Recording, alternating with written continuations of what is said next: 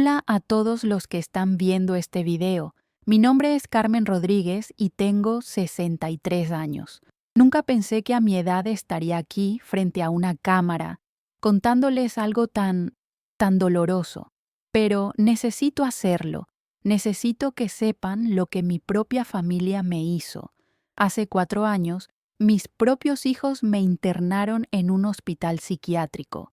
Alegaron que estaba perdiendo la cabeza, que tenía demencia, que era un peligro para mí misma. Pero todo era mentira. Todo era parte de un plan para quedarse con mi casa, con mis ahorros, con todo lo que construí durante décadas de trabajo. Lo que ellos no sabían es que yo lo grababa todo. Cada conversación, cada plan que tramaban cuando creían que no los escuchaba, cada mentira que le contaban a los médicos.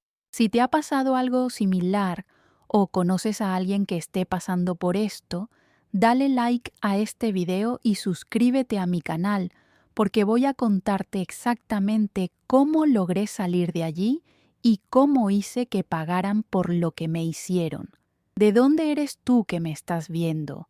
Déjamelo en los comentarios. Quiero saber desde qué rincón del mundo me acompañas en este momento tan importante para mí.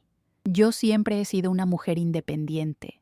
Nací en Valencia, España, pero he vivido los últimos 40 años en Sevilla. Mi marido, Antonio, falleció hace 8 años de un ataque al corazón. Fue repentino, inesperado. Nos dejó a mí y a nuestros 3 hijos, Miguel, de 42 años, Elena, de 39, y Roberto, de 35. Antonio y yo habíamos trabajado duro toda nuestra vida. Él como arquitecto y yo como profesora de instituto. Logramos comprar una casa bonita en el barrio de Triana, frente al río Guadalquivir. No era una mansión, pero era nuestra. Teníamos nuestros ahorros, unos 300.000 euros para nuestra vejez, y yo tenía mi pensión de profesora, que no era mucho, pero me permitía vivir dignamente. Después de la muerte de Antonio, decidí seguir con mi vida. Empecé a viajar, a hacer voluntariado en una asociación de alfabetización para inmigrantes, a tomar clases de pintura. Siempre me había gustado pintar, pero nunca había tenido tiempo. Ahora por fin podía dedicarme a ello. Mis hijos, bueno, siempre tuvimos una relación normal, como cualquier familia. Miguel se casó con Lucía, una mujer ambiciosa que nunca me cayó bien, aunque yo intentaba disimularlo. Elena seguía soltera, siempre concentrada en su carrera como abogada. Y Roberto, el pequeño, siempre fue mi debilidad. Había tenido problemas con el juego en el pasado, pero parecía haberlo superado. Nos reuníamos para almorzar los domingos en mi casa. Yo cocinaba paella, el plato favorito de Antonio. Era una forma de mantenerlo presente. Todo parecía normal, pero ahora sé que las cosas empezaron a cambiar después de que vendí un terreno que teníamos en las afueras de la ciudad. Eran unos 150.000 euros más que entraron en mi cuenta. Todo empezó con pequeñas cosas. Elena comenzó a preguntarme si me acordaba de conversaciones que habíamos tenido. Mamá, ¿no recuerdas que quedamos en que yo me encargaría de renovar tu seguro médico? Pero nunca habíamos hablado de eso. Roberto empezó a visitarme más a menudo, algo que me extrañaba porque siempre estaba ocupado con su trabajo en una empresa de construcción. Ahora venía casi todos los días. Revisaba mis armarios, mis cajones, decía que buscaba fotos antiguas para un proyecto, pero yo nunca le había visto interés por la fotografía. Y Miguel y Lucía empezaron a sugerir que la casa era demasiado grande para mí sola. Mamá, ¿no has pensado en vender y comprar algo más pequeño? Podríamos ayudarte a gestionar el dinero, me decían. Pausa dramática. Al principio no le di importancia. Son mis hijos, pensaba. Se preocupan por mí. Pero una tarde, después de que se fueran todos, encontré mi cajón de las joyas abierto. Faltaba un anillo, no muy valioso, pero con un gran valor sentimental. Era el primer regalo que me había hecho Antonio cuando éramos novios. Llamé a Elena para preguntarle si ella lo había visto. Mamá, tú misma me lo regalaste la semana pasada, ¿no te acuerdas? Me dijo con un tono que mezclaba preocupación y condescendencia. Pero yo jamás le había regalado ese anillo, jamás. Empecé a notar otras cosas, documentos que cambiaban de sitio, conversaciones extrañas que se interrumpían cuando yo entraba en la habitación, llamadas de teléfono de mis hijos a horas intempestivas.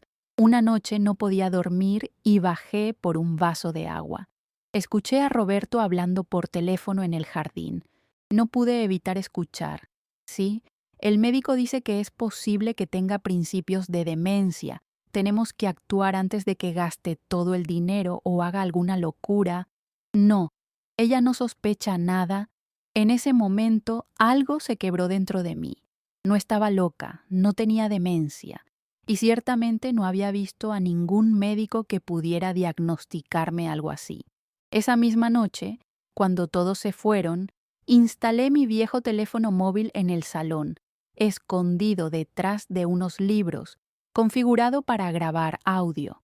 Al día siguiente, hice lo mismo con otro teléfono antiguo en la cocina. Yo había guardado esos teléfonos viejos por si algún día los necesitaba. Nunca imaginé para qué los usaría.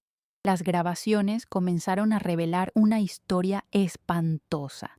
Mis hijos, liderados por Miguel y Lucía, estaban convencidos de que yo estaba perdiendo facultades, o al menos eso es lo que decían cuando estaban en mi casa y creían que yo no los escuchaba. En una grabación del 3 de mayo me escuché a Lucía. Tu madre cada vez está peor. El otro día la vi hablando sola en el jardín y se le olvidan las cosas constantemente. Pero era mentira. Yo estaba recitando un poema mientras pintaba en el jardín, algo que hacía a menudo, y mi memoria estaba perfectamente. En otra grabación, del 12 de mayo, Miguel hablaba con Roberto. He hablado con un abogado. Si logramos que la declaren incapacitada, podemos gestionar su patrimonio. La casa se puede vender por al menos 400.000 euros. Roberto parecía dudar. No sé, Miguel. Mamá está bien. Solo está un poco distraída a veces, como cualquiera a su edad. Miguel insistía. ¿Tú has visto cómo tiene la casa? ¿Está descuidando todo? ¿Y qué me dices de ese hombre con el que sale, ese tal Ramón? Seguro que va tras su dinero. Ramón era un compañero del grupo de pintura, un viudo como yo. Habíamos tomado café un par de veces, nada más, y mi casa estaba perfectamente cuidada, como siempre. Elena, mi hija abogada, era la más cauta. No podemos internarla así como así. Necesitamos un diagnóstico médico, informes psicológicos, y aún así, sería complicado si ella se niega. Lucía respondió. Por eso es importante que todos estemos de acuerdo en lo que vamos a decir al médico. Las mismas historias, los mismos incidentes.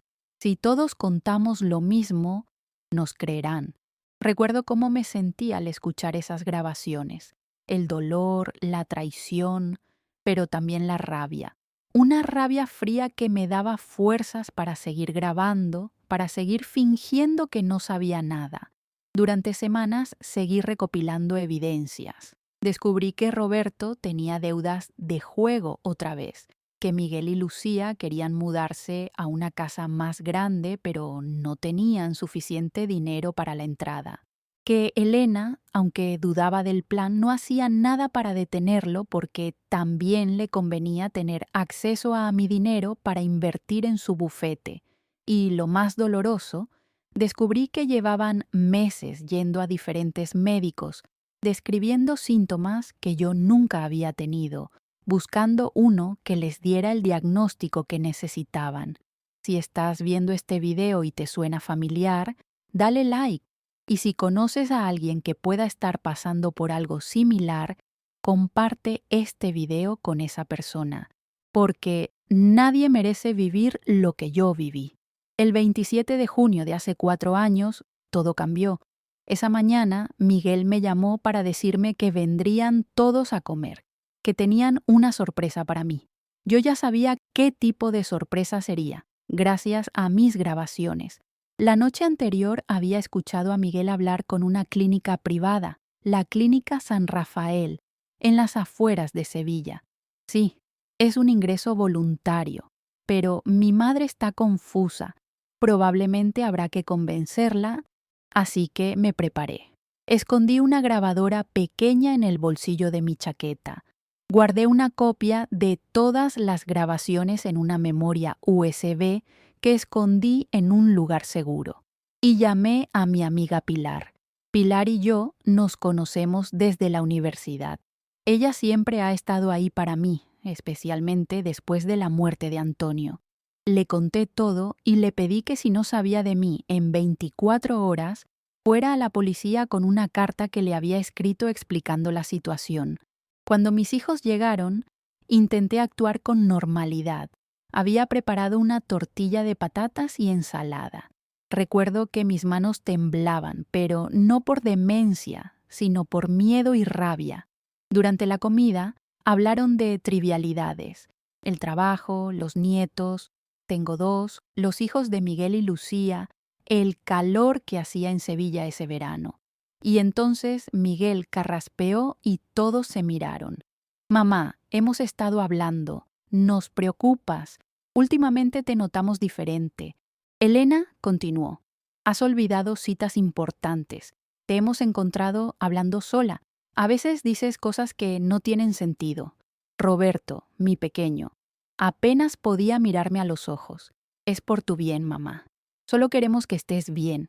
Y entonces Lucía, con esa voz melosa que siempre usa cuando quiere algo, dijo: hemos encontrado un lugar maravilloso donde pueden cuidarte mejor que nosotros.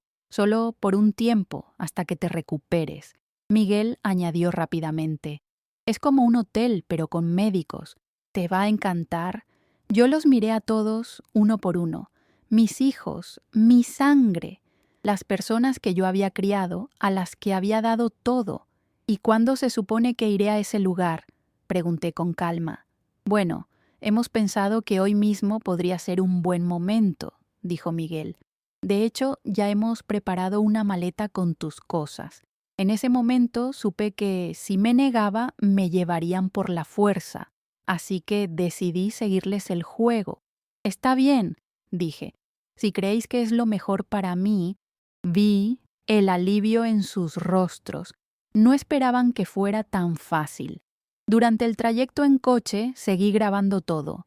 Las conversaciones, las indicaciones al conductor, habían contratado un coche con chofer para la ocasión, todo. La Clínica San Rafael resultó ser un edificio moderno rodeado de jardines. Desde fuera realmente parecía un hotel de lujo, pero yo sabía lo que era en realidad. Una prisión donde querían encerrarme para poder quedarse con todo lo que era mío. En la recepción, una enfermera sonriente nos recibió. Miguel presentó unos papeles, documentos que yo nunca había visto antes. Elena habló con la enfermera, usando términos legales que no entendí del todo. Roberto se mantuvo al margen, claramente incómodo con toda la situación. Me llevaron a una habitación individual. Era amplia, con una cama, un escritorio, un pequeño sofá y un baño privado. Las ventanas tenían rejas, aunque intentaban disimularlas con cortinas elegantes. Estarás muy bien aquí, mamá, me dijo Elena. Los médicos te ayudarán. Y vendremos a verte a menudo, añadió Roberto, aunque no me miraba a los ojos. Miguel fue más práctico. He traído los documentos para que firmes. Es solo para que podamos ocuparnos de tus cosas mientras estás aquí. Me pasó unos papeles. Eran poderes notariales, autorizaciones para gestionar mis cuentas bancarias, incluso un documento que parecía una autorización para vender mi casa. Ahora no, Miguel, dije. Estoy cansada. Los firmaré mañana cuando vengáis a visitarme. Vi la contrariedad en su rostro, pero no podía insistir demasiado sin parecer sospechoso ante la enfermera que estaba organizando mis cosas en el armario. Finalmente, se fueron. Me quedé sola en aquella habitación, en aquella clínica donde no debería estar. Pero no estaba vencida, ni mucho menos. Los primeros días en la clínica fueron confusos. Me visitaba un médico, el doctor Fernández, que me hacía preguntas sobre mi vida, mi rutina, mis recuerdos. Yo respondía con claridad, intentando demostrar que estaba perfectamente lúcida. Carmen, sus hijos nos han contado que ha estado teniendo episodios de confusión, que olvida cosas importantes, que a veces no reconoce a personas cercanas, me dijo en una de nuestras sesiones. Eso no es cierto, doctor. Nunca he tenido esos problemas. Mis hijos están mintiendo. Él anotaba algo en su libreta. Es común que los pacientes no sean conscientes de sus propios síntomas. No se preocupe, estamos aquí para ayudarla. No importaba lo que yo dijera. Ya habían decidido que estaba enferma. Las mentiras de mis hijos pesaban más que mis palabras. Me hicieron pruebas, análisis de sangre, escáneres cerebrales, test psicológicos, todo normal, por supuesto. Pero seguían buscando algo, cualquier cosa que pudiera justificar mi internamiento. Mis hijos venían a visitarme según un horario que habían establecido entre ellos. Nunca venían todos juntos. Supongo que habían acordado turnarse para que siempre hubiera alguien vigilando la situación. Miguel y Lucía venían los lunes y jueves. Me traían ropa limpia, libros que nunca pedí y siempre, siempre aquellos documentos para que los firmara. Mamá, es importante que firmes esto. Es para que podamos pagar tus facturas, ocuparnos de tu casa mientras estás aquí, insistía Miguel. Yo siempre encontraba una excusa. Hoy no me encuentro bien, he olvidado mis gafas de leer. Prefiero que lo revisemos junto con Elena, ya que ella es abogada. Durante todo ese tiempo seguí grabando. Mi pequeña grabadora funcionaba día y noche, recogiendo conversaciones de médicos, enfermeras y, por supuesto, de mis hijos. Una noche, escuché a 2 enfermeras hablando fuera de mi habitación. La señora Rodríguez es la más normal de toda la planta. No entiendo por qué está aquí. Ya sabes cómo son estas cosas. Familia rica, casa en Triana, buenos contactos.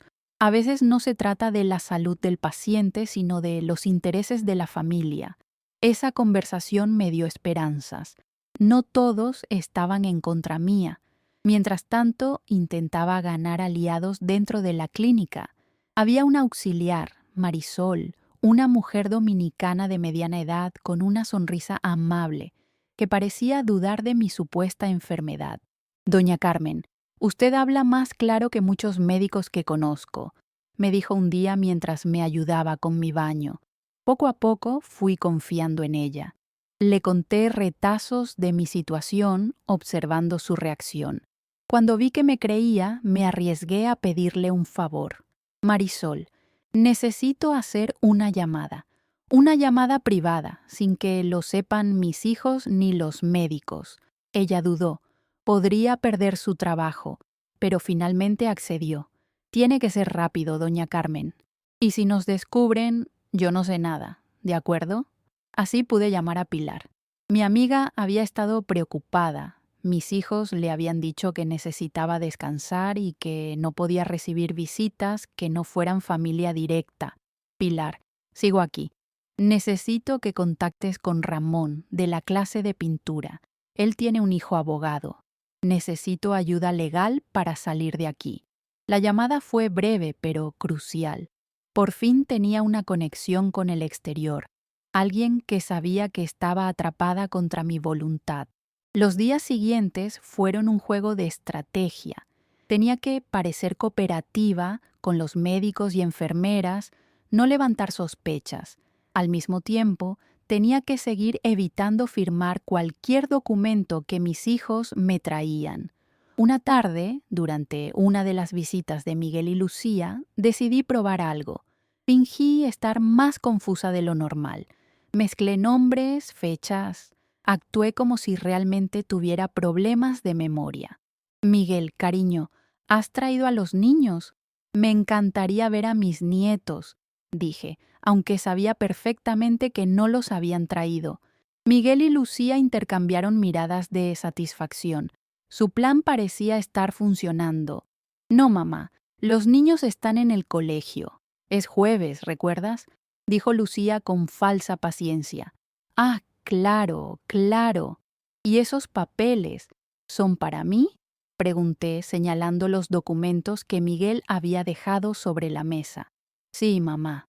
Son para que podamos cuidar de tus cosas mientras te recuperas, explicó Miguel. Claro, claro. Dame un bolígrafo, cariño. Vi cómo se iluminaban sus rostros. Por fin iba a firmar. Miguel me pasó un bolígrafo rápidamente antes de que pudiera cambiar de opinión.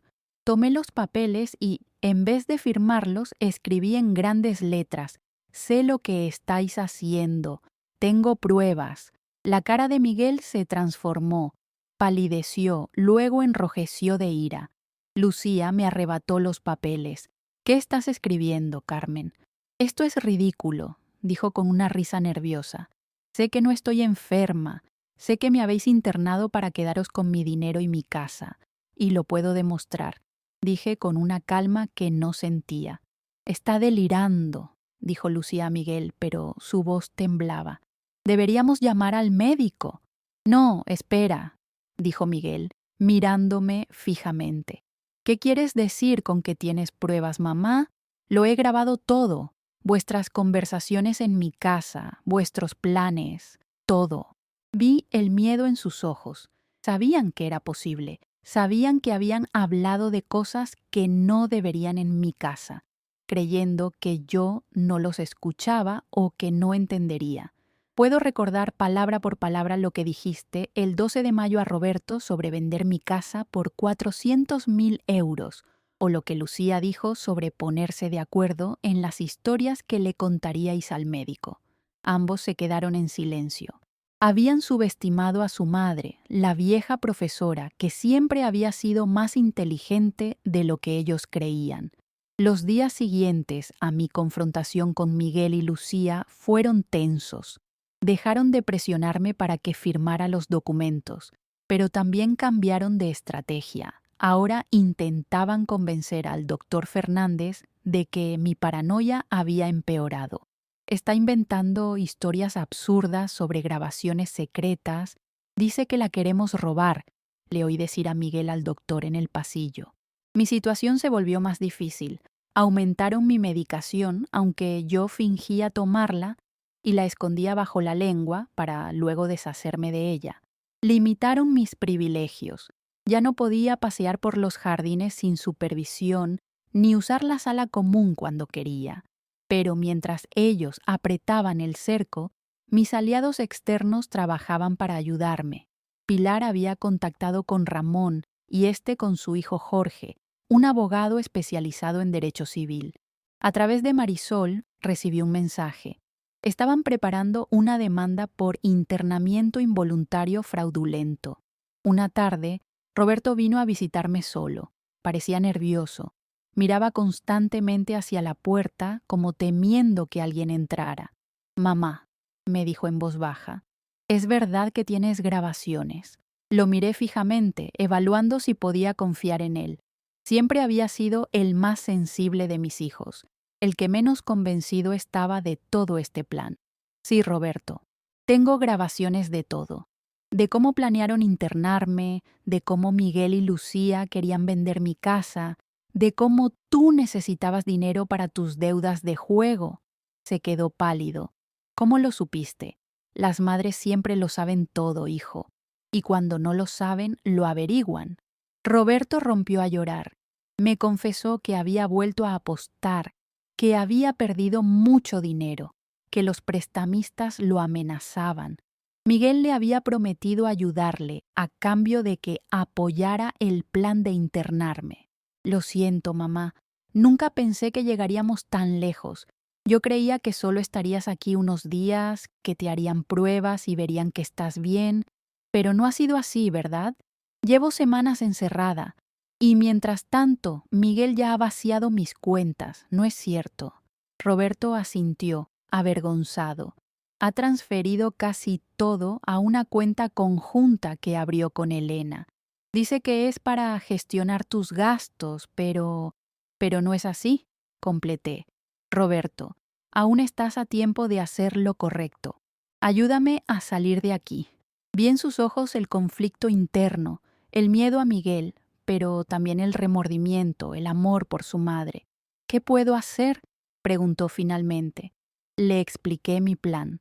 Necesitaba que contactara con Jorge, el abogado hijo de Ramón, que le entregara una copia de las grabaciones que yo había escondido en casa y, sobre todo, necesitaba que testificara sobre el verdadero plan de Miguel y Elena. Te ayudaré, mamá. Haré lo correcto. Los siguientes días fueron un torbellino de actividad. Roberto actuó rápidamente, contactando con Jorge y entregándole las grabaciones. El abogado presentó una denuncia formal contra mis otros hijos y solicitó una revisión urgente de mi caso médico por parte de peritos independientes. Mientras tanto, la tensión en la clínica iba en aumento. El doctor Fernández, alertado por Jorge, comenzó a cuestionar el diagnóstico inicial. Pidió nuevas pruebas, consultó con otros especialistas. Una mañana recibí una visita inesperada. Un hombre de mediana edad, con traje y expresión seria, se presentó en mi habitación acompañado por el director de la clínica. Señora Rodríguez, soy Manuel Vargas, del juzgado número 3 de Sevilla. Estoy aquí para evaluar su situación tras la denuncia presentada por internamiento indebido. El funcionario judicial me hizo preguntas durante casi 2 horas. Preguntas sobre mi vida, mis finanzas, mi relación con mis hijos. Respondí con claridad y detalle, demostrando que estaba perfectamente lúcida. Le hablé de las grabaciones, de cómo había descubierto el plan de mis hijos, de cómo Roberto finalmente había decidido ayudarme. El señor Vargas tomaba notas constantemente. Al final de nuestra conversación me miró con seriedad. Señora Rodríguez, basándome en esta entrevista y en la documentación presentada por su abogado, voy a recomendar su inmediata puesta en libertad. Además, se abrirá una investigación sobre las circunstancias de su internamiento. Sentí que un peso enorme se levantaba de mis hombros. Por fin alguien me creía. Por fin iba a salir de allí. Ese mismo día por la tarde recibí otra visita. Era Elena, mi hija abogada. Venía sola, algo inusual. Su expresión era una mezcla de rabia y miedo. ¿Qué has hecho, mamá?, me preguntó nada más entrar. Roberto nos ha traicionado. Dice que tiene grabaciones tuyas, que vas a denunciarnos. No, Elena, vosotros me habéis traicionado a mí. Yo solo me he defendido. ¿Defenderte? ¿De qué? Solo queríamos ayudarte. ¿Ayudarme? ¿Encerrándome aquí mientras vaciabais mis cuentas? ¿Mientras planeabais vender mi casa? Elena palideció. No es lo que piensas. Sé exactamente lo que es, Elena. Tengo grabadas vuestras conversaciones, todas, incluso aquella en la que decías que necesitabas dinero para invertir en tu bufete. Mi hija se derrumbó en la silla frente a mí. Por primera vez vi miedo real en sus ojos. ¿Qué va a pasar ahora?, preguntó con voz temblorosa. Eso depende de vosotros. Mañana me dan el alta. Voy a recuperar mi dinero, mi casa y mi vida. Lo que pase después, si presento cargos o no, dependerá de cómo os comportéis a partir de ahora. Al día siguiente, tal como había prometido el funcionario judicial, me dieron el alta. Pilar vino a recogerme, junto con Jorge, el abogado. Me sentía extraña volviendo al mundo exterior después de semanas encerrada, pero también me sentía fuerte, decidida. Mi primera parada fue el banco. Con la ayuda de Jorge, congelamos todas las cuentas conjuntas que Miguel y Elena habían abierto usando mis poderes. Presentamos las grabaciones como prueba del fraude. El director del banco, un hombre que me conocía desde hacía años, estaba horrorizado. Doña Carmen, esto es gravísimo. Le aseguro que investigaremos a fondo y recuperaremos hasta el último céntimo. Después fuimos al notario para revocar todos los poderes que mis hijos pudieran tener. Y finalmente, a casa. Mi casa de Triana, junto al Guadalquivir, donde había vivido con Antonio, donde había criado a mis hijos. Al entrar, sentí una mezcla de alivio y dolor. Alivio por estar de vuelta, dolor por la traición que había sufrido en manos de mis propios hijos. Esa noche, convoqué a toda la familia. Miguel, Lucía, Elena y Roberto. Quería enfrentarlos cara a cara, con las grabaciones como prueba. Miguel fue el primero en llegar, con Lucía. Entró como un toro embravecido. ¿Qué es toda esta locura, mamá? ¿Por qué has bloqueado las cuentas? ¿Sabes lo que has provocado? Siéntate, Miguel, le dije con una calma que no sentía.